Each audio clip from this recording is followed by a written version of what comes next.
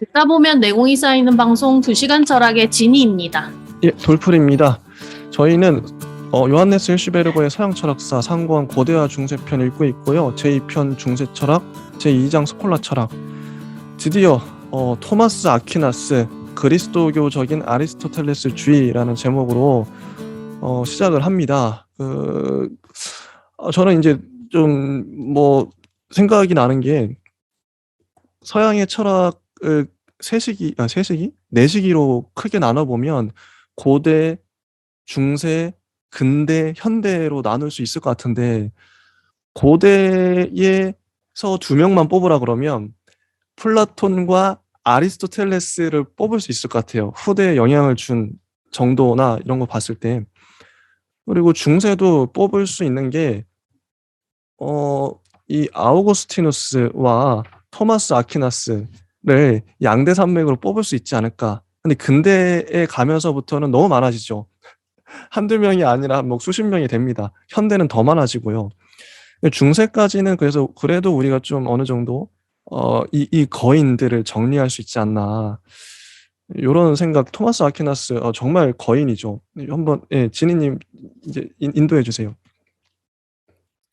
네, 제가 지금 소음이 좀 들어갈 수 있다는 점 양해 부탁드리고요. 지금 괜찮으신가요? 듣는데? 네, 괜찮습니다. 예. 네. 토마스 아퀴나스 시작하는 590페이지이고요. 그리스도교적인 아리스토텔레스주의라는 소제목이 붙은 부분입니다. 천천히 읽고 진행해 보도록 하겠습니다. 토마스 아퀴나스는 스콜라파의 왕자라고 불려져 왔다. 이 말은 그럴만한 뜻을 지니고 있다. 왜냐하면 토마스는 이 학파의 진정한 창시자이기 때문이다. 그래서 이 학파에 대해서 좀 궁금해하게 만드는, 근데 학파에 대한 이제 설명이 뒤에 나와 있는지는 또 잘 모르겠어요. 한번 봐야 될 것 같습니다. 그는 그의 앞선 시대의 새로운 자료로서 스콜라 철학에 들어온 것, 특히 아라비아 사람들을 거치거나 또는 그리스 말에서 직접 번역된 아리스토텔레스의 여러 사상들을 하나의 통일된 체계로 통합한다. 여기서의 주목할 만한 절대적인 키워드는 통일인 것 같습니다. 그가 낡은 것과 새로운 것을 교묘히 결합하여 만들어낸 종합은 엄밀한 일관성을 지니고 있다. 그래서 일관성도 역시도 반복되고 있고요. 그리고 특히 이 종합은 종합, 통일, 일관성 계속 이야기가 되고 있습니다. 그의 개념들이 항상 한 가지 뜻만 가지고 있는 것들이 아님에도 불구하고 비할 데 없이 분명하다. 그러나 바로 그의 개념들이 한 가지 뜻만을 가지고 있지 않기 때문에 그 때문에 그의 사고를 분석하는 일이 흥미롭고 그것을 해명하려는 의욕을 일깨워준다. 그래서 말하자면 좀 성공한 종합인 것 같아요. 그 이전과는 어떤 차이가 있었을 것으로 예상이 되는데요. 에티enne 질송은 스콜라 학파 내에 있어서 그의 지위에 관해 다음과 같이 말하고 있다라고 하고 있고요. 인용문을 읽어보도록 하겠습니다. 성 토마스 이렇게 불리네요. 성 토마스를 모든 스콜라 철학자들보다 뛰어나게 해주는 것은 그 독창성이 아니라 여기서 이제 독창성과는 조금 거리를 두고 있는 그 이유도 한번 우리가 짐작해 볼 법하겠죠. 그 구성이 대담하고 치밀한 것이다. 네, 그래서 독창성이냐 구성이냐 이 두 가지의 기준에 따라서 토마스 아퀴나스의 위상을 이 사람은 정리를 하고 있는 바인데요. 우리가 짐작할 수 있는 것도 있겠지만 읽어 나가면서 이 사람이 말하고 이제 질송이 말하고자 하는 독창성이 무엇인지 그리고 구성 토마스 아퀴나스의 위상 또는 위협이라고 얘기할 수 있는 그 구성이 어떠한 맥락에서의 치밀한 구성인지 종합인지 통일인지 일관성인지 등등에 대해서 정리해 볼 수 있겠습니다.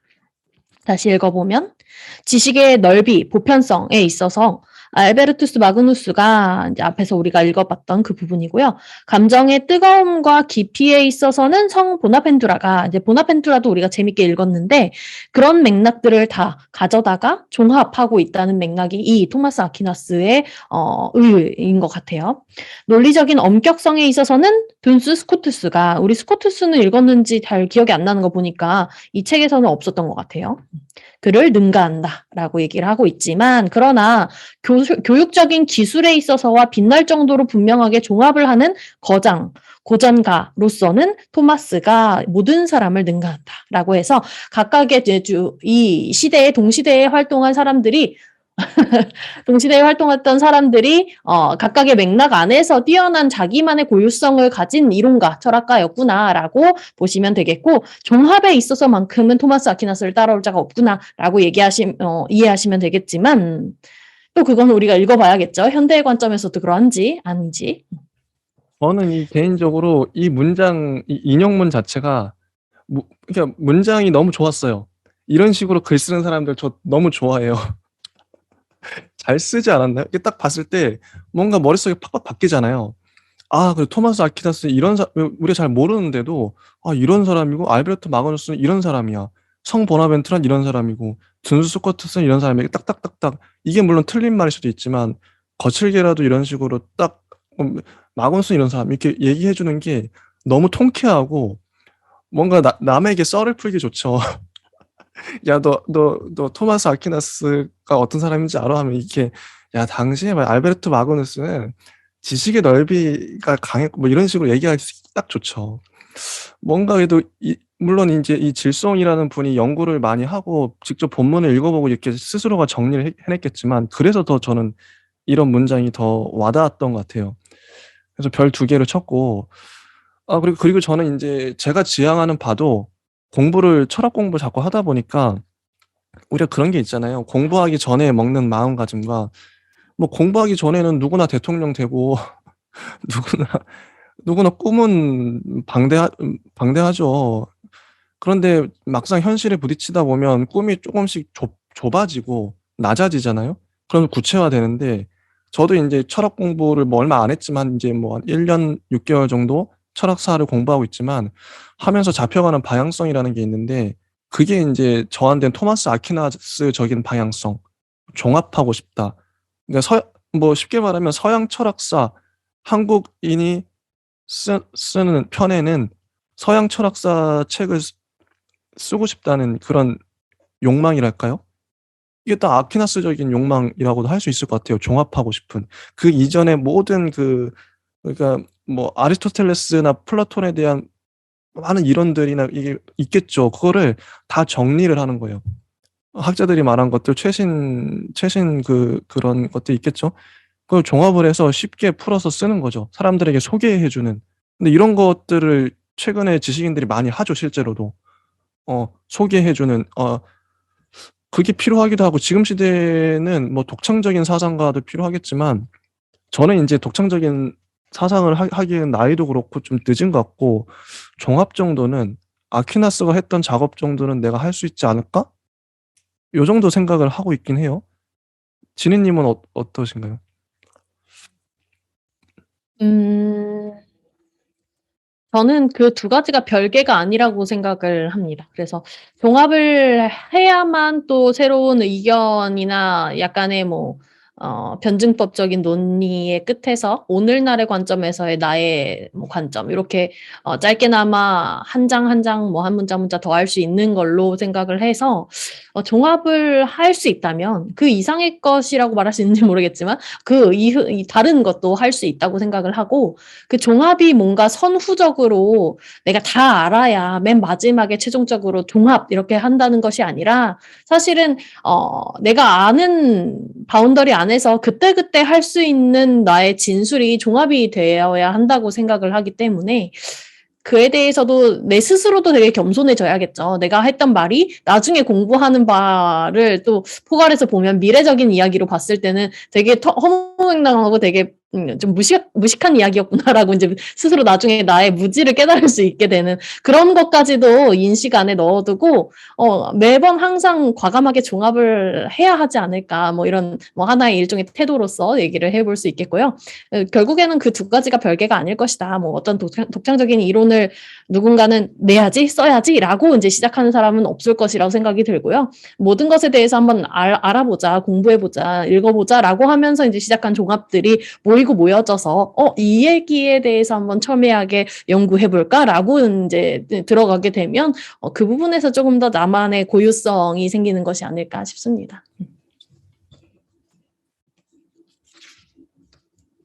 그럼 마저 읽어볼까요? 네.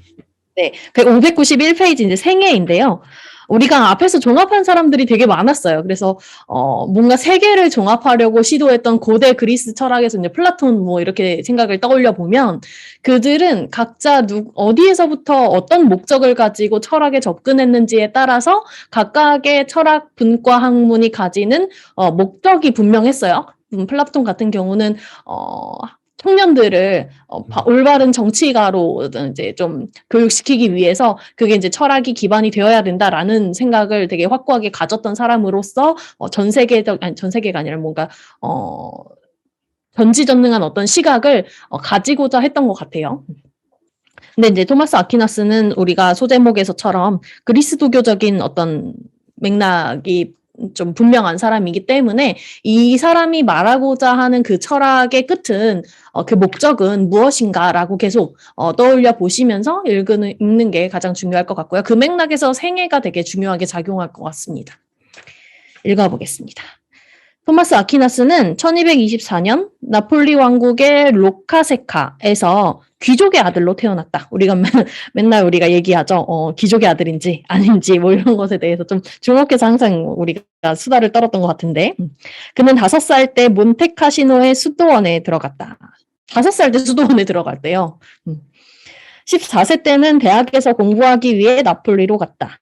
그에게 사과, 네 개 학문과를 가르친 선생은 히베르니아의 페트루스였는데 이 페트루스는 스스로 아리스토텔레스의 주해설을 썼었으며 이상하죠? 약간 시제가 썼으며 따라서 토마스를 이 그리스 철학자에게로 인도해 준 사람이 페트루스였다.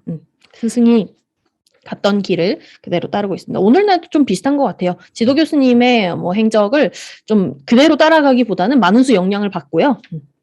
토마스는 나폴리 대학에서 공부했다. 20세 때 그는 도미니코 수도원에 입회하였으며 한 해 뒤에는 파리로 간다.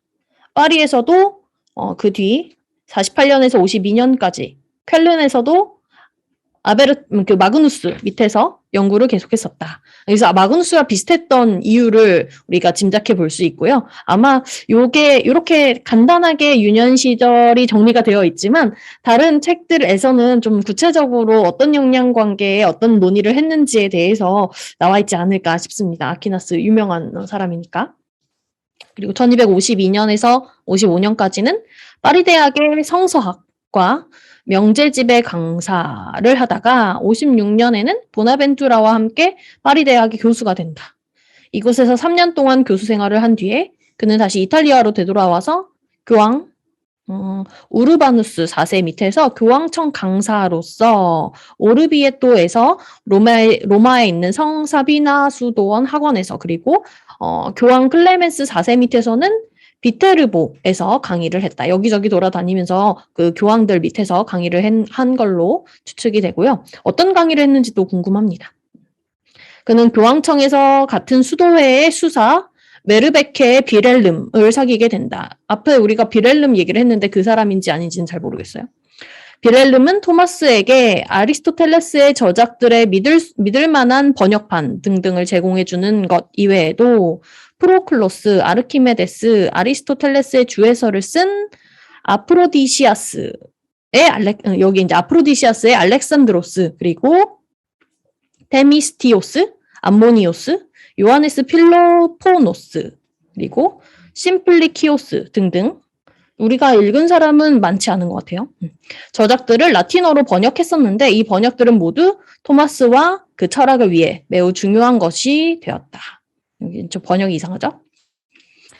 가감해 주시고 69년부터 72년까지 토마스는 두 번째로 파리에 있었는데 이 기간 동안 그의 학문 생활은 정점에 이르렀고 이 시기 세속 신부 출신의 교수들과 귀찮은 다툼으로 좀 골머리 썩기도 했지만 토마스가 처음으로 파리에 있었을 때와 마찬가지로 수도 회원들이 교수가 되는 것을 반대했던 것으로 예상이 된다라고 쓰여져 있는 문장인 것 같아요. 여기 좀 문장이 이상해서 천천히 정리하시면서 읽어보시기를 바랍니다. 네, 이제 수도 회원들과 약간의 마찰이 있었던 것 같고요. 그 마찰 안에서 약간의 이론의 다른 변천이 좀 있었을 것으로 예상이 되기도 하고 그게 아니라면 그들과의 뭐 어떤 대립각을 세웠던 논의들, 우리 아티클들 뭐 어떤 파로 나뉘어서 대립을 하던 시기에는 무엇에 대한 반대, 무엇에 대한 반대 이런 식으로 논문이나 아티클이 많이 나왔던 것처럼 토마스 아퀴나스도 그런 논문이 있지 않을까 짐작을 한번 해봅니다. 이런 투쟁 외에도 라틴적인 아베로에스주의, 또 더 자세히 말한다면 브라반티아 시게루스와 다키아의 보에티우스, 우리가 아는 철학자 한 명 나왔어요. 극단적인 아리스토텔레스주의에 반대해서 프란시스코 학파, 특히 존 페캄은 다른 책에서 언급이 되는 것 같아요. 측으로부터 저항에 대해서 투쟁하지 않을 수 없었다. 그래서 많은 수 사람들과 약간의 투쟁을 빚었던 토마스 아퀴나스입니다. 즉 라틴적인 아베로에스주의에 대해서는 교회에서 단죄를 했었기 때문에 토마스는 때때로 자기의 수도회 내에서도 불신을 받는 일이 많았다. 그래서 수도회 내에서 약간의 마찰이 있었던 걸로 짐작이 되는데요. 그랬을 때 어떤 논의를 펼쳤는지가 또 궁금해지네요. 왜냐하면 이제 여기 이유도 제시가 되면서 짧은 생애가 끝났는데요.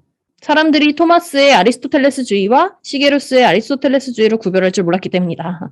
여기서 이제 토마스 아퀴나스가 약간의 첨언을 했던 것 같아요. 그는 자기의 입장을 조용히 객관적인 태도로 변호했기 때문에 그의 적대자들마저도 그 변호에 귀 기울이지 않을 수 없었고 1272년부터 다시 이탈리아로 와서 수도원의 학원과 나폴리 대학에서 교편을 잡았다.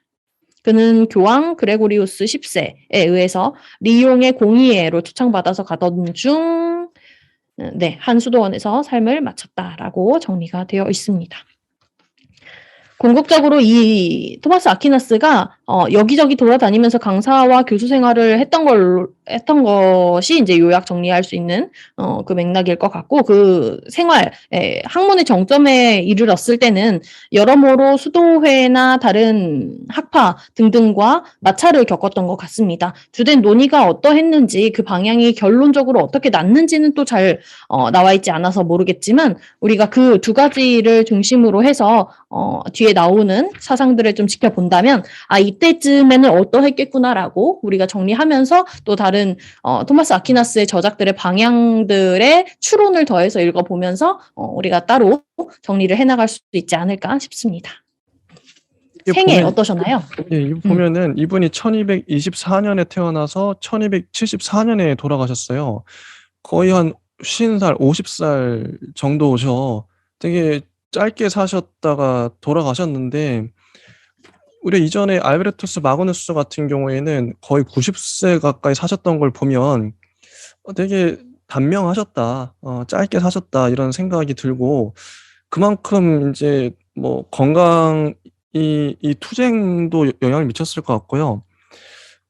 키가 크고 이제 뭐 어떤 자료에 보면 키가 크고 좀 배가 나오고 뚱뚱했다고 하는데 그게 뭐 사실인지는 알 수 없지만 이 압도적인 그 많은 책들을 쓰시잖아요, 이분이.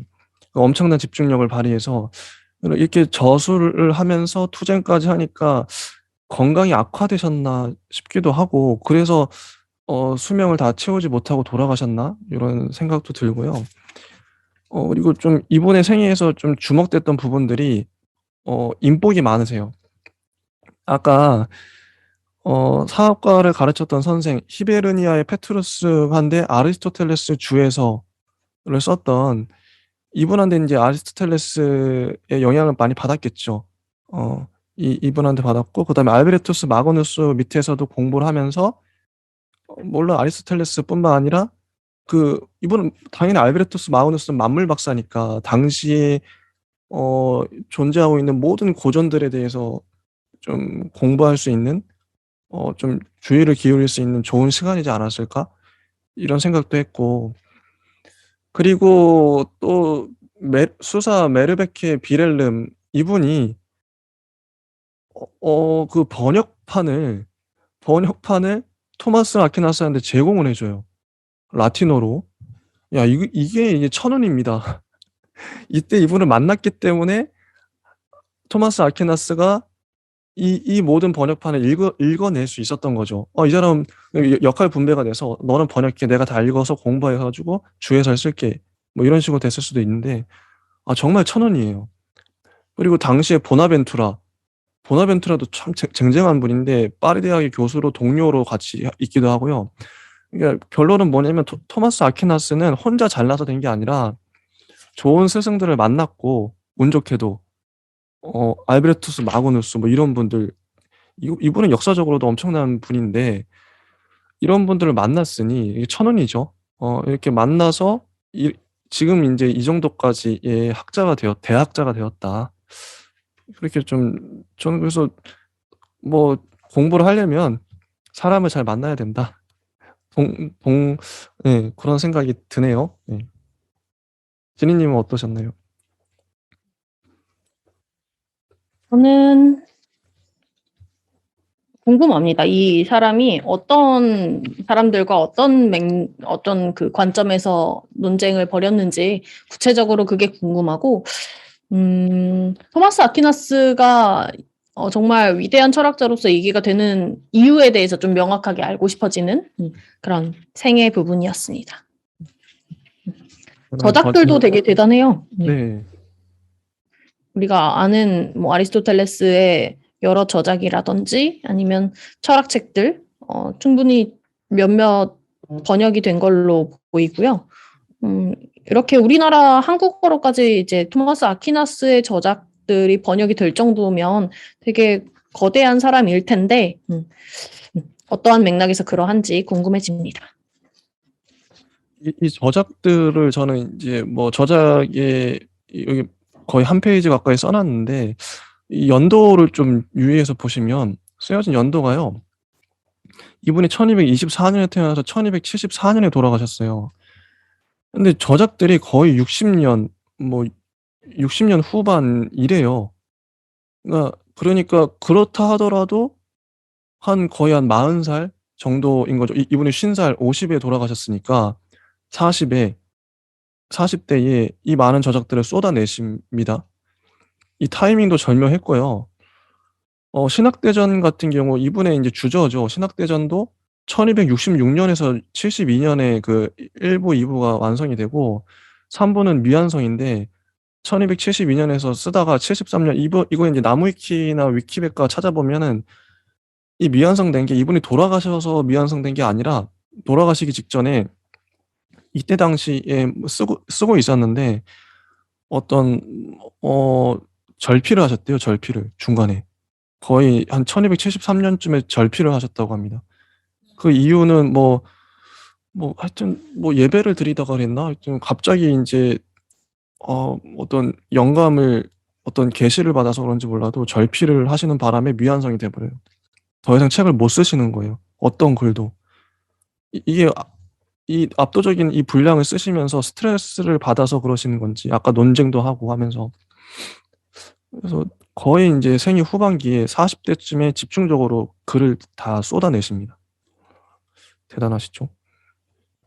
요 정도. 혹시 그럼 지니님 더 하실 말씀 없으시면 제가 준비한 게 좀 있어요. 이게 지니님한테도 제가 공유해 드렸었는데 그럼 바로 얘기를 한번 드려 볼게요. 제가 이 두 가지 일단 링크를 제가 공유를 해 드리겠습니다. 카톡으로 한번 링크를 들어오시면 될 것 같아요. 혹시 예 바로 들어오실 수 있나요? 보면서 인제 얘기를 하면 될 것 같은데요. 예. 이게 현재 어디냐 토마스 아퀴나스의 신학대전이 한국어로 번역이 되고 있어요. 바오로 딸이라는 출판사가 있는데요. 여기서 신학대전이 지금 거의 한 21권 정도 번역 한참 하고 있습니다. 하고 있는 것들을 발견했고 여기서 인제 그 알라딘 같은 데 들어가면 미리 보기로 본문의 앞부분을 좀 볼 수 있어요, 우리가. 그래서 인제 맛보기 하는 식으로 요걸 좀 읽어 봤거든요. 그래서 이제 좀 얘기를 좀 해 보려고 해요. 혹시 지니님 다 보이시나요? 그 화면? 예. 자 그러면 제가 그러면 인제 앞부분에 대해서 한번 얘기를 해 보도록 하겠습니다. 일단 제가 얘기할 것은 정념이라는 제목의 토마스 아퀴나스 신학대전 19번째 책이고요. 이 이 앞에 보면 이제 뭐 인트로 비슷하게 성 요한 바오로 2세 교황의 격려와 축복의 말씀 이런 식으로 해서 딱 이게 나옵니다. 여기 나와 있는 문장들 몇 가지를 한번 여러분들을 위해서 한번 읽어 드릴게요. 어 인제 이 작업은, 그러니까 이 번역 작업은 교황 레오 13세 성화께서 스콜라 학자들의 수장이며 스승이라고 부르신 성 토마스의 가르침과 방법에 대해 보다 깊은 이해를 하게 할 뿐만 아니라 라고 나오고요. 교황 성하께서는 최근에도 성 토마스가 집대성한 철학적 신학적 종합은 교회와 온 인류의 건실하고 항구한 자산입니다. 라고 말씀을 하셨다고 해요. 어 성 토마스 사상의 핵심은 인간이 자신의 창조자이며 주님이신 하느님과 인간이 맺고 있는 관계입니다. 성 토마스는 인간을 하나님의 창조적 지혜에서 출발하여 인간 자신의 지성과 의지를 고양시키는 그리스도의 구원적 사랑의 은총에 힘입어 아버지께로 다시 돌아가는 존재로 봅니다. 바로 그렇기 때문에 성 토마스는 인간을 하늘과 땅이 만나는 창조의 지평, 시간과 영원의 연결고리 또는 창조의 종합으로 정의합니다. 그리고 뭐 근본적으로 낙관적이며 개방적인, 실제주의적이고 역사적인 이 방법은 이렇게 나오고요. 자, 쭉쭉 넘어가서 교황 레오 13세의 회칙 발췌문에도 이제 토마스 아퀴나스에 대해서 나와요. 그래서 이런 부분, 뭐 천사적 박사라는 수원으로부터 영구히 풍부하게 흘러넘치는 가장 순수한 지혜의 강물을 이렇게 하면서 나오고, 이 부분은 쭉쭉 넘어가서 나중에 한번 관심 있으시면 읽어보시면 좋을 것 같습니다. 성 요한 바오로 2세 교황의 회칙 발췌문에서 나오기도 하고요. 앞부분에 다 있어요. 어, 더욱 근본적으로 토마스는 철학의 1차적 관심사인 자연이 하나님의 계시를 이해하는 데 적극적으로 기여할 수 있다는 것을 인정합니다. 따라서 신앙은 이성을 두려워할 필요가 없고 오히려 이성을 추구하고 그것에 대해서 신뢰를 가지고 있습니다. 은총이 자연에 의존하고 자연을 완성시키듯이 신앙은 이성에 의존하고 이성을 완성합니다. 신앙을 통해서 조명받을 때 이성은 죄의 불복종 때문에 오는 연약성과 한계로부터 해방되어 삼위일체 하나님께 대한 지식으로 고양되는데 요구되는 힘을 얻게 됩니다. 이런 식으로 나와요. 이거는 나중에 한번 보시고요. 자, 그리고 쭉쭉 넘어가서 신학대전의 구성, 목차가 나오는데요. 이거에 대해서 혹시 지니님도 보고 계시나요? 신학대전 간행 계획 해가지고 거기에 이제 목차거든요. 요 목차를 잠깐 얘기해 볼게요. 이걸 1부와 보면 2부와 3부, 그다음에 보충부로 나누는데요. 보충부는 이 토마스 아퀴나스가 하고 나서, 죽고 나서 그 제자들이 보충부를 썼다고 합니다. 예. 이 위키백과에 나오고요. 3부까지가 이제 한참 쓰다가 끝난 거예요. 원래 더 쓸 계획이었는데 더 못 쓴 거죠. 보면은 1부, 2부, 3부가 어떻게 나뉘냐면 인제 여기 인제 나눠지는 그게 인제 어디 나왔더라. 이 나왔다. 일러두기. 목차 바로 뒤에 보면 일러두기가 있는데요. 일러두기를 제가 한번 읽어 보겠습니다. 신학대전의 대구조라고 나와요. 자, 성 토마스는 불후의 걸작인 이 방대한 작품을 신플라톤주의의 발언 귀환이라는 웅장한 구도를 활용하여 구성하고 있다. 그래서 제1부는 만물이 하나님으로부터 나오는 발언 과정이고 제2부는 만물이 하나님께로 되돌아가는 귀환 여정이며 제3부는 그 귀환의 길 또는 수단이 되어 주신 구세주의 위협을 다루고 있대요. 아, 놀랍죠. 이게 그러니까 그냥 쓰여진 게 아니라는 거죠. 발언과 귀환과 그다음에 그 귀환의 길을 수단이 되어 주신 구세주의 위협, 이게 전체적인 구성이고요. 보충부는 일찍 찾아온 그의 죽음 때문에 미완으로 남게 된 제3부의 공백을 그의 제자 혹은 제자 그룹이 그의 초창기 작품으로부터 관련 내용을 정리하여 옮겨다 채워 넣은 보완 부분이다. 이렇게 나옵니다. 예. 그리고 이제 넘겨서 절의 세부 구조를 보면 이것도 재밌어요. 각각의 절에서 본격적으로 논의되는 세부 내용은 규칙적인 형식으로 구성되어 있고 크게 두 부분으로 대별된다. 먼저 권위 있는 가르침들이 찬반으로 제시되고 다음에 저자 자신의 해결책이 제시된다.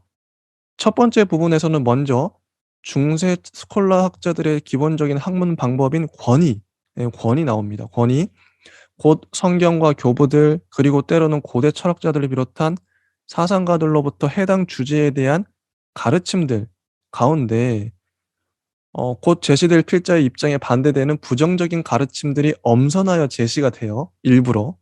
곧 반론들로서 보통 3개 정도가 제시되는데 반론 1, 반론 2라고 부른다.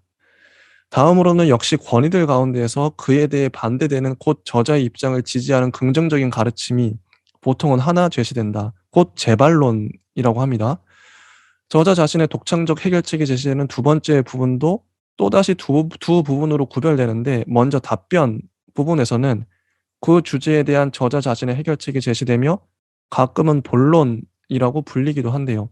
그런 다음에 해답 부분에서는 답변에서 확인한 결론들을 앞머리에 제시되었던 반론들 하나하나에 대해 적용한다. 이게 뭐 이게 좀 그래서 구체적으로 한번 보겠습니다. 제가 두 번째 또 공유해 드릴게요. 이제 천사의 활동이라는 그 본문을 공유해 드릴 텐데요. 지니 님도 이거 한번 들어와서 한번 이제 본문을 한번 들어가 보세요. 네. 천사의 활동인데 자 보시면 천사의 활동에서 넘기시면 바로 제58문 천사들의 인식 양태에 관하여라고 나옵니다. 혹시 보고 계시죠? 네. 요거까지 한번 얘기하고 저희가 이제 전반적으로 신학대전의 구성이나 이런 거 얘기해 볼게요. 그대로 한번 읽어 보겠습니다. 재밌어요, 이거. 실제 신학대전 내용입니다. 제58문 천사들의 인식 양태에 대하여. 천사의 물체적 사물 인식에 대하여 이미 살펴보았으니 이제는 천사의 인식 양태에 대하여 고찰하는 것이 남아 있다. 이 주제에 대해서는 7가지 문제가 제기된다. 자, 1. 천사의 지성은 어떤 때에는 가능태에 있고 또 어떤 때에는 현실때에 있는가? 2. 천사는 많은 것을 동시에 인식할 수 있는가? 3. 천사는 추론을 통하여 인식하는가? 4. 천사는 합성하고 분리함으로써 인식하는가? 5. 천사의 지성 안에 거짓이 있을 수 있는가? 6. 천사의 인식을 아침 인식과 저녁 인식이라 말할 수 있는가? 7. 천사의 아침 인식과 저녁 인식은 동일한 것인가 아니면 상이한 것인가? 요게 이제 7가지가 있죠. 넘겨보시면 제1절 7가지 대해서 하나씩 이제 들어갑니다. 제1절 천사의 지성은 어떤 때에는 가능태에 있고 또 어떤 때에는 현실태에 있는가? 이 문제에 대해서 논증을 할 거예요. 자, 첫 번째. 반론이라고 나와요. 반론. 첫째에 대해서는 다음과 같이 진행된다. 천사의 지성은 때로는 가능태에 있는 것으로 생각된다. 1. 자연학 제3권에서 이 자연학은 당연히 아리스토텔레스의 자연학이겠죠. 자연학 제3권에서 말하는 바와 같이 운동은 가능태에 있는 실존하는 사물의 행위이다. 그런데 디오니시우스가 신명론 제4장에서 말하는 바와 같이 천사들의 정신들은 인식함으로써 변한다. 그러므로 천사들의 정신들은 때로는 가능태에 있다. 2. 갈망은 가지고 있지 않지만 소유가 가능한 것을 대상으로 한다. 그러므로 어떤 것을 인식하고자 하는 이는 누구나 그것과 관련하여 가능태에 있는 것이다. 그런데 베드로 1서 1장 12절에서는 천사들도 그것을 보기를 갈망한다고 말한다. 그러므로 천사의 지성은 때때로 가능태에 있다. 자, 3. 원인론에서 말하듯이 지성체는 자신의 실체의 양태에 따라 인식한다. 그런데 천사의 실체는 가능태와 혼합된 어떤 것을 지니고 있다. 그러므로 천사는 때로는 인식할 수 있는 가능태에 있다. 이게 반론의 1, 2, 3번이었고요. 자, 다음 재반론이 나옵니다. 재반론. 아우구스티누스는 창세기 문자적 해설 제2권에서 천사들은 창조된 순간부터 말씀과 동일한 영원성으로 거룩하고 경건한 관상을 누린다고 말한다. 그런데 관상하는 지성은 이미 가능태에 있는 것이 아니라 현실태에 있다. 그러므로 천사의 지성은 가능태에 있지 않다. 자, 아까 반론에서는 가능태에 있다고 나왔었죠. 그럼 제 반론에서는 가능태에 있지 않다고 나와요. 그 다음에 답변이 나옵니다. 답변. 철학자가 여기서 말하는 철학자는 당연히 아리스토텔레스입니다. 예. 철학자가 영혼론 제3권과 자연학 제8권에서 말하듯이 지성은 두 가지 방식으로 가능태에 있을 수 있다. 첫째로는 파악하기나 발견하기 이전, 곧 지식의 습성을 갖기 이전에 가능태에 있다고 말할 수 있다. 둘째는 지식의 습성을 갖고 있으나 그것을 고려하지 않는 경우이다. 첫 번째 양태로는 천사의 지성은 자신의 자연적인 인식이 도달할 수 있는 대상에 대해서는 결코 가능태에 있지 않다. 고등 물체들 곧 천상의 물체들이 존재의 질서에서 현실태로 충만히 채워지지 않은 그 어떤 가능태도 지니고 있지 않은 것과 마찬가지로 천상적 지성 곧 천사의 지성도 인식의 질서에서 그들의 본성에 따른 가지상들로 충만하게 되지 않은 그 어떤 가지적인 가능성도 지니고 있지 않다. 그러나 천사들의 지성이 신적으로 계시되는 것들에 대하여 가능태로 있는 것을 막는 것은 아무것도 없다. 천상적 물체들도 때로는 태양에 의하여 조명을 받을 수 있는 가능태에 있기 때문이다. 그러나 두 번째 양태로는 천사의 지성은 자신의 자연적인 인식으로 도달할 수 있는 것들에 대해서도 가능태로 있을 수 있다. 천사가 자신의 자연적 인식으로 알고 있는 모든 것들을 언제나 현실태로 고찰하지는 않기 때문이다. 반면에 말씀에 대한 인식과 말씀 안에서 그가 보는 것들에 대한 인식에 대해서는 결코 가능태에 있지 않다. 왜냐하면 그는 언제나 현실태로 말씀과 그가 말씀 안에서 보는 것들에 눈길을 고정하고 있기 때문이다. 따라서 천사들의 행복은 그 봄에 있다. 철학자가 니코마코스 윤리학 제1권에서 말하듯이 그들의 행복은 습성에 있는 것이 아니라 행위에 있는 것이다. 자, 마지막 해답 부분입니다. 이게 이제 말하고 싶은 바겠죠. 1. 여기서 말하는 운동은 가능태로 있는 어떤 불완전한 존재자의 행위가 아니라 이미 현실태로 있는 어떤 완전한 존재자의 행위이다. 이러한 의미로 아리스토텔레스가 영혼론 제3권에서 말하듯이 인식하는 것과 느끼는 것도 운동이라고 부를 수 있다. 2. 천사들의 그러한 갈망은 바라는 사물을 배제하지 않고 다만 그것에 대한 실증을 배제한다. 또는 천사들은 그들의 임무에 적절하게 하나님으로부터 받게 되는 새로운 계시에 관련하여 하나님을 보기를 갈망한다고 일컬어진다. 3.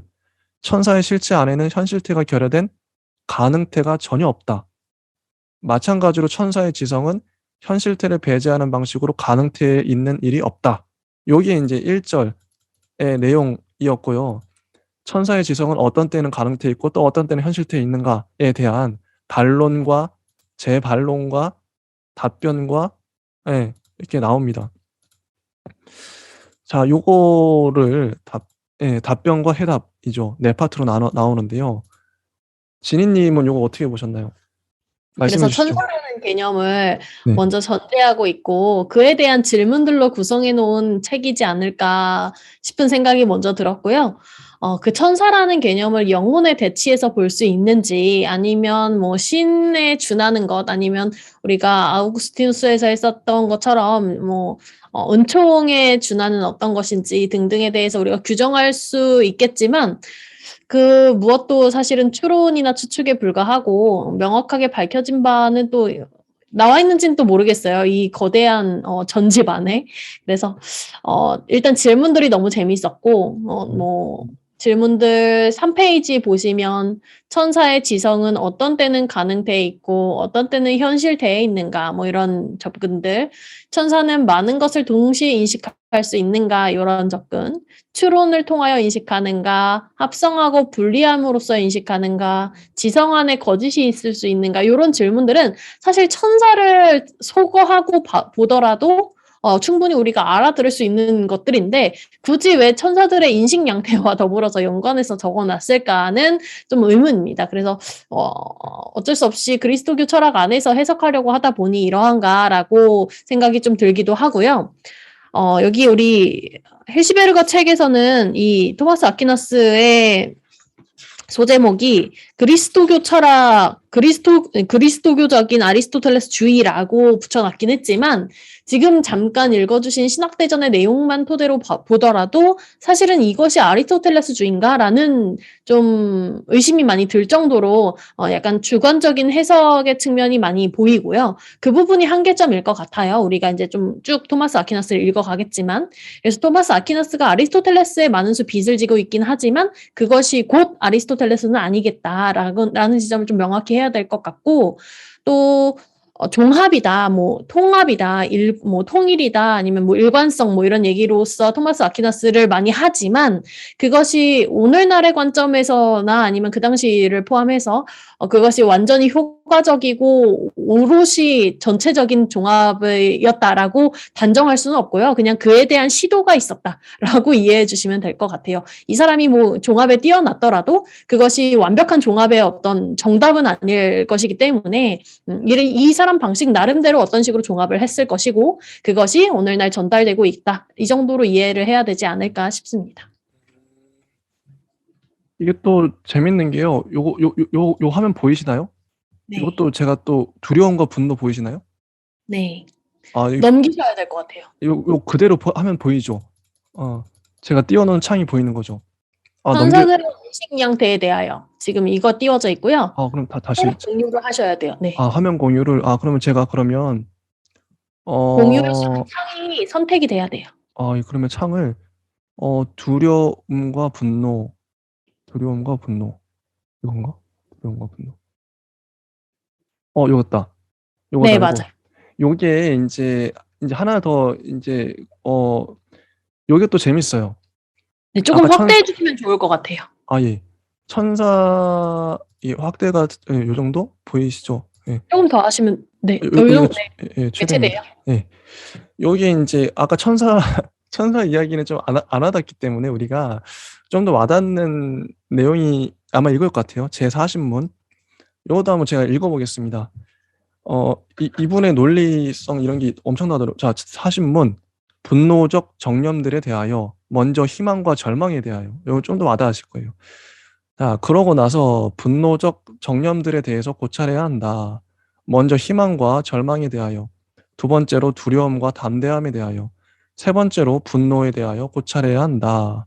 첫 번째 주제에 대해서는 8가지 문제가 제기된다. 자, 1. 희망은 갈망 또는 탐욕과 같은 것인가? 2. 희망은 파악, 인식 능력 안에 있는가? 또는 욕구 능력 안에 있는가?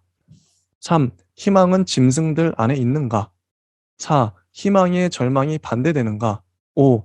경험은 희망의 원인인가? 6. 희망은 젊은이들과 술 취한 사람들 안에서 넘쳐나는가? 7. 희망과 사랑의 관계. 8. 희망은 작용에 기여하는가? 이제 요걸 하나씩 고찰하겠죠. 자, 제1절. 희망은 갈망 또는 탐욕과 같은 것인가? 라는 질문을 던지고요. 자, 반론 부분입니다. 반론도 또 3가지가 나와요. 재밌죠? 자, 첫째에 대해서는 다음과 같이 진행된다. 이 논리를 한번 궁금해하면 봐보세요. 이 형식 진짜 재밌어요. 첫째에 대해서는 다음과 같이 진행된다. 희망은 갈망 또는 탐욕과 같은 것으로 생각된다. 1. 희망은 4대 주요 정념들 중 하나로 설정된다. 그런데 아우구스티누스는 신궁론 제14권에서 4대 정념들을 열거할 때에 희망 자리에 탐욕을 배치한다. 그러므로 희망은 탐욕 또는 갈망과 같은 것으로 보인다. 2. 정념들은 그 대상에 따라 구분된다. 그런데 희망과 탐욕 또는 갈망의 대상들은 모두가 미래의 선으로 동일하다. 그러므로 희망은 탐욕 또는 갈망과 같은 것으로 보인다. 3. 만일 희망이 갈망에다 미래의 선에 도달할 가능성을 첨가한다고 말한다면 그 반대로 대상이 우유적으로 관계되는 것이 정념의 종을 바꾸지는 못한다. 그러나 탐욕 또는 갈망과 희망의 대상인 미래의 선과 우유적 관계를 가지는 것이 가능하다. 그러므로 희망은 갈망 또는 탐욕으로부터 종적으로 구별되는 정념이 아니다. 자, 이게 이제 반론이에요. 반론을 보시면 뭐 아우구스티누스의 신궁론 얘기가 나오기도 하고요. 그러니까 주요 그 이전에 권위자들을 끌어들이죠. 반론, 그다음에 재반론. 그러나 이 반론은 이 희망은 갈망 또는 탐욕과 같은 것인가에 대한 반론. 이 반론에 대한 또 반론, 재반론.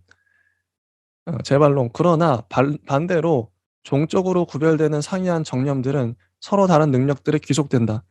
그런데 희망은 분노적 능력 안에, 갈망과 탐욕은 욕정적 능력 안에 각각 자리 잡는다. 그러므로 희망은 갈망 또는 탐욕으로부터 종적으로 구별된다. 이게 재반론이고요. 그다음에 답변. 재반론은 항상 짧은 것 같아요. 아까도 짧았었는데. 그리고 반론은 1, 2, 3으로 되고요. 세 가지를 맞춘 것 같습니다. 삼위일체.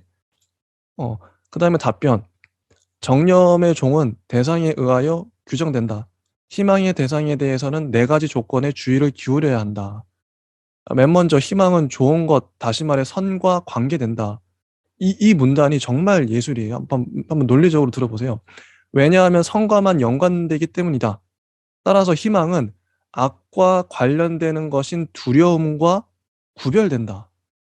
둘째, 희망은 미래의 선과 관련된다. 희망은 현재 소유하고 있는 선과 관련된 것은 아니기 때문이다. 이로부터 희망은 현재의 선과 관련되는 즐거움과는 구별된다. 셋째, 희망은 노력을 통해 획득되는 힘겨운 선과 관련되어야 한다. 우리는 즉시 소유할 수 있는 사소한 것들에 대해 희망한다는 말을 하지 않는다. 그러므로 희망은 단적인 의미에서 미래의 선에 관련되는 갈망 또는 탐욕으로부터 구별된다. 따라서 갈망 또는 탐욕은 욕정적 욕구에 속하나 희망은 분노적 욕구에 속한다. 넷째, 위에서 언급한 힘겨운 선에 도달하는 것은 가능하다. 왜냐하면 아무도 모든 측면에서 도달 불가능한 것을 희망하지는 않기 때문이다. 따라서 희망은 절망과 구별된다. 이제 분노적 정념들이 욕정적 정념들로부터 구별되듯이 희망이 갈망으로부터 구별된다는 것이 명백해졌다. 그러므로 위에서 말한 것처럼 모든 분노적 정념들이 욕정적 정념들을 전제하듯이 희망은 갈망을 전제한다. 자, 마지막 해답. 1. 아우구스티누스가 희망 자리에 탐욕을 배치하는 것은 양자가 모두 미래의 선과 관계되기 때문이다. 그런데 도달하기 힘겨운 선이 아닌 선은 주목받지 못하므로 탐욕은 무엇보다 힘겨운 선을 지향하는 것으로 보이는데 희망 또한 그 힘겨운 선을 지향한다. 2. 희망의 대상은 단적으로 미래의 선이 아니라 위에서 말한 바와 같이 힘겨움과 어려움을 동반하여 이르게 되는 미래의 선이다. 그러니까 3. 이게 세 가지 맞췄죠? 3. 희망의 대상은 갈망의 대상의 가능성뿐만 아니라 힘겨움도 첨가한다. 이 힘겨움은 희망을 다른 능력, 즉 이미 제1부에서 말한 바와 같이 어려움과 관계되는 것인 분노적 정념에 속하게 만든다. 그리고 가능하거나 불가능한 것은 욕구 능력의 대상에 전적으로 우유적 방식으로 관계되는 것이 아니다. 욕구가 움직임의 원리이기 때문이다. 그런데 아무것도 가능성에 근거하지 않고는 어떤 것을 향해 움직여지지 않는다. 아무도 도달하기 불가능하다고 평가하는 것을 향해서는 움직여지지 않는다. 그러므로 희망은 가능한 것에 대한 것이고 절망은 불가능한 것에 대한 것이라는 차이로 서로 구별된다. 이게 1절에 대한 내용이었어요. 희망은 갈망 또는 탐욕과 같은 것인가? 요게 근데 아까 천사 얘기보다는 좀 더 보편적인 얘기가 아닐까. 진희님은 요거 어떻게 보셨나요? 이런 것들이 계시의 도움으로 썼다 뭐 이런 맥락인 거죠. 그 음, 토마스 아퀴나스의 주장에 따르면. 근데 그 계시가 없었으면 이런 논의가 불가능했을 것인지 좀 의문이 되고요. 그 계시에 따른 뭐 이런 맥락을 차치하더라도 이런 내용들을 어떻게 우리가 정리해야 될까를 좀 고민하게 되는 부분이었는데요. 되게 재밌어요. 재미로만 읽으면 또 쭉 따라가면서 이런 생각을 했구나라고 이제 정리하고 이런 게 토마스 아퀴나스구나라고 이제 얘기하면 끝나겠지만 그렇게 하면 사실 우리가 철학사라는 그 맥락적인 독해를 하는 의미가 없기 때문에 이런 저서들을 우리가 어떤 식으로 이해를 해야 될까가 중요할 것 같고요. 우리가 철학이나 아니면 철학뿐만 아니라 그 철학을 구성하고 있는 이론가 혹은 그 이론가의 글을 읽을 때 그 사람의 원전을 읽는 건 가장 좋은 방법이겠지만 그 원전에 뭐 접근할 수 없는 여러 가지 뭐 어려움이 있을 수도 있고 아니면 원전을 읽기 전에 우리가 가지고 가야 할 뭐 그 시대의 뭐 여러 트렌드라든지 시대적인 배경이나 철학사적인 평가까지도 우리가 공부하고 읽는 게 좋겠다 싶어서 우리가 철학사를 공부하는 맥락이 더 클 거라고 생각이 듭니다. 그런 의미에서 이런 텍스트들의 지점을 한번 짚어본다면 아마 힐시베르 우리가 이제 어떤 접근의 어떤 방향성을 가지고 있느냐가 되게 주목할 만한 것일 것 같아요. 예를 들어 우리가 아리스토텔레스를 본다라고 하면 뭐 누구의 아리스토텔레스를 읽는지 이런 얘기를 힐시베르거가 했다시피 우리가 철학사 특히 중세 철학 그리고 토마스 아퀴나스를 읽는다라고 하면 우리는 당연히 힐시베르거의 렌즈를 끼고 토마스 아퀴나스를 볼 수밖에 없거든요. 지금은. 그래서 그 맥락에서 본다면 이 지금 신학대전의 의미랑은 좀 다르게 읽어낼 수도 있겠구나라는 맥락들은 좀 분명히 해야 될 것 같고요. 힐시베르거 이제 토마스 아퀴나스 읽어 나가겠지만 계속 아리스토텔레스와 병렬적으로 놓고 보고 있어요. 그래서 아리스토텔레스의 논의는 이러이러한 것인데 여기에 따른 토마스 아퀴나스는 이거다라고 하면서 날개 부분의 소제목을 달아 놓으면서 비교하면서 얘기를 하고 있거든요. 근데 여기 신학대전에서는 그런 게 없기 때문에 오로지 토마스 아퀴나스의 논리인지 아니면 어떤 사상의 경도돼서 자기가 이런 얘기를 썼는지를 알 수가 없어요. 그래서 그 부분에서는 조금 장점이다 단점이지 않을까 싶기도 하고 뭐 희망이나 갈망, 탐욕과 같은 여러 가지 경향이나 성격 기질 뭐 이런 것들까지도 논의를 하고 있는 것 같은데 그 논의의 위상이 학문적으로 어디에 있는지를 좀 큰 틀에 놓고 우리가 앞서서 뭐 목차도 봤지만 중요한 건 그 목차의 구성이나 신학대전의 의도보다는 토마스 아퀴나스가 어떤 누구의 영향을 받은 어떤 이론을 읽어냈는가 이 부분에 대한 추출이겠고요. 그 부분을 좀 명확히 공부하시고 보신다면 충분히 의미 있지 않을까 싶습니다. 비단 우리가 종교인이 아니더라도 이런 글들은 뭐 천사나 뭐 이런 맥락들 소거하고 지금 보여주신 맥락들만 보더라도 충분히 우리 흥미롭게 읽을 수 있기 때문에 그 부분에 대한 어떤 렌즈를 끼고 볼 것인가 요것들을 좀 명시해 놓고 우리가 인지한 상태로 텍스트를 보시면 충분히 의미 있을 것 같습니다. 여기 보면 신학대전의 목차인데요. 오늘 한번 짧게 보면 확대해야겠다. 신학대전 이제 이게 1, 2, 3부랑 보충부가 있어요. 자, 1부를 한번 짧게 읽어드리겠습니다. 이게 한 권이에요, 지금. 엄청난이 아닌 거 아시겠죠? 하나님의 존재, 1부의 1번 하나님의 존재. 요 한 권이 거의 한 300, 한 600쪽 되더라고요. 엄청나죠? 정말 엄청난 방대한 책입니다, 이게. 자, 1부 하나님의 존재, 하나님의 생명. 이게 다 한 권이에요. 하나님의 작용과 위격들의 이 위격은 삼위인데요. 뭐 성부, 성자, 성령을 말하겠죠. 자, 위격들의 구별, 위격들의 관계, 창조, 천사의 활동, 우주 창조, 인간 영혼의 능력, 인간의 지성, 하나님의 모상으로 창조된 인간, 하나님의 통치, 우주의 질서. 이게 이제 1부.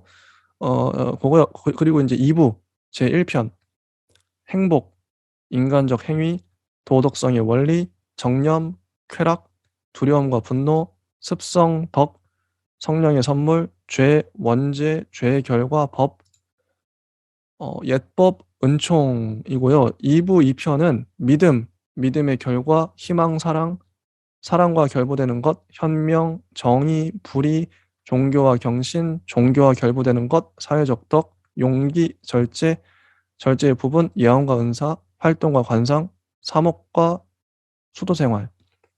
그 다음에 3부입니다. 육화하신 말씀, 여기 그리스도 얘기 나오겠죠. 그리스도의 은총, 하나님과 인간 사이의 중재자, 동정녀 마리아, 그리스도의 유년기, 그리스도의 생활, 그리스도의 순환, 예수부활, 성사, 세례와 견진, 성체 성사, 영성체, 고해성사. 그다음에 마지막 보충부.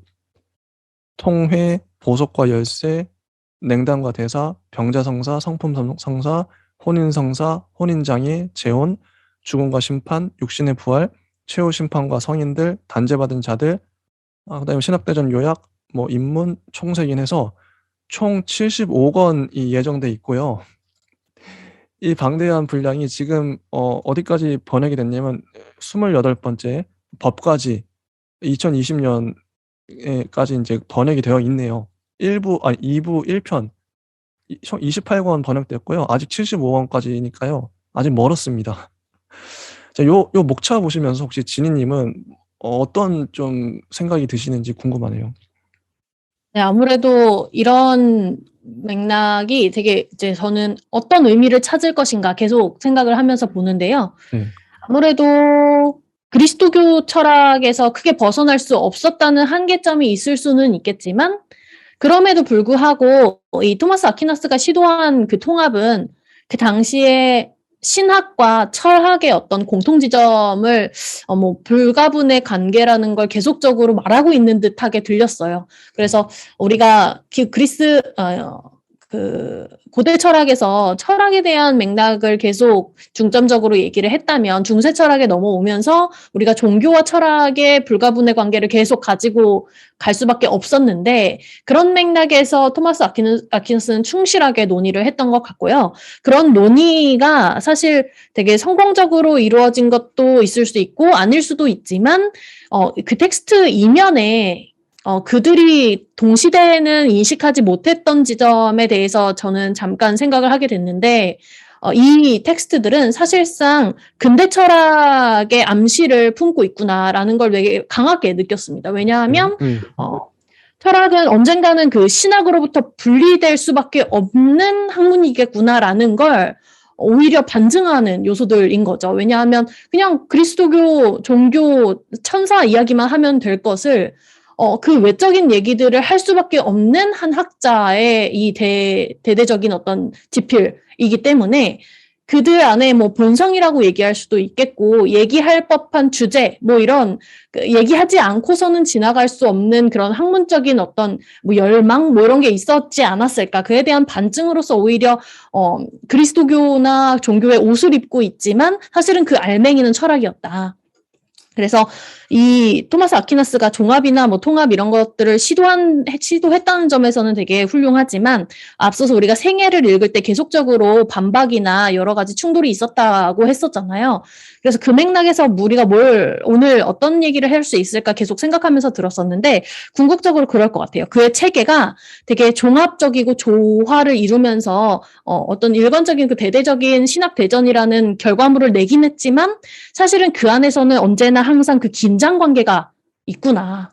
자기도 모르는 어떤 내적인 긴장 관계, 그것을 아슬아슬하게 유지하는 형태로 철학과 종교라는 종합이라는 옷을 입고 있긴 하지만, 그것이 읽으면 읽어 나갈수록 철학이 어쩔 수 없이 분리될 수밖에 없는 어떤 시대를 맞이하겠구나라는 걸 계속적으로 암시하는 느낌을 많이 받았어요. 그래서 그런 면에서 본다면 되게 상당히 의미 있는 저작일 수 있겠고, 이것이 이제 비단 종교적으로 읽힌다면 또 여러 가지 해석의 측면에서 연결이 되겠지만, 철학의 측면의 렌즈에서 끼고 본다면 종교 안에서 또 분리되고 있는 철학의 어떤 요인들, 그 부분들을 추출해낼 수 있지 않을까 하는 생각들이 직관적으로 들었습니다. 입니다. 그리고요, 요거 보시면 이제 성 토마스 작품 약어표라고 해서 이런 작품들을 다 지었다는 거 그냥 눈으로 한번 쫙 훑어보시면 될 겁니다. 많아요. 이 중에 그러니까 신학대전이 하나가 뭐 이렇게 있어요. 요렇게 있고 짧게 있고, 다른 책들도 보시면 뭐 주회도 봐세요. 여기 오른쪽에 엄청나죠. 하나하나를 다 주회하고 이렇게 많은 책을 썼습니다. 신학대전만 해도 어마어마한 분량인데, 한 사람이 당시에는 뭐 타자로 컴퓨터로 막 칠 수 있는 그런 시대도 아니고 일일이 손으로 써야 되고 혹은 뭐 말로 불러줘서 써야 되는 시대였는데, 이걸 다 써냈다는 게 한 인간이 엄청난 에너지와 열정이겠죠. 이러니까 이제 단명하신 게 아닌가. 이 많은 책들 쓰시다가 50세에 맞아요. 자기 자신 태웠어, 그 안에. 불태우신 것 같아요. 자기를 불살라서 사셨다.